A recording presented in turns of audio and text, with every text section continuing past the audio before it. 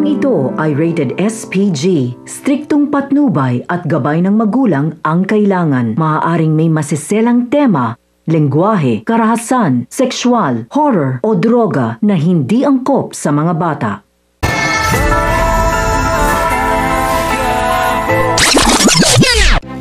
Di nga alam ni Tanggol na magkakilala pala sina Lucio at ang taong nadukutan din nila na siya nga ring nandukot sa kanila. Sinabi nga ni Ben na ngayong nakalaya na umano si Supremo ay paniguradong lalakas na naman ang kanilang puwersa.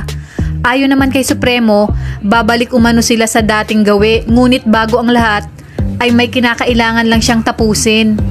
At ito nga ang muli nilang paghaharap ng kanyang kapatid na si Rigor. Sa kabilang banda, habang papauwi si Tanggol at ang kanyang tropa, sinabi ni Owen mandurukot na nga umano sila pa ang nadukutan. Di nga nagtagal ay nakarinig sila ng malakas na putok at sigawan, kaya naman tumakbo si Tanggol para alamin kung anong nangyari. Nakita nila na may mga holdapper. Di nga nagdalawang isip si Tanggol na labanan ng mga ito, kaya't nagkaroon ng malaking rambulan. Kung kaya't pinaputokan ni Egay si Tanggol dahil kung kaya't nagtamo siya ng sugat. At sa hindi inaasahang pangyayari, habang papauwi sina Supremo ay makikita naman nila ang mga grupo ni Tanggol, kaya hindi na sila nag-atubiling tulungan ng mga ito.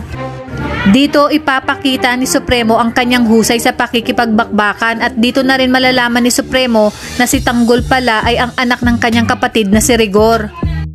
Isang napakalaking problema na naman ito para kina Tess at Tinding, lalong-lalo na kay Tanggol dahil paniguradong manggagalaitin na naman sa galit si Rigor. At pag nagkataon ay totohanin niya ang mga sinabi niya kay Tess na sa oras na may gawing katarantaduhan na naman si Tanggol ay paniguradong sa rehas o impyerno ang kalalagyan nito. Kaya marami pa tayong dapat abangan sa FPJ's Batang Quiapo.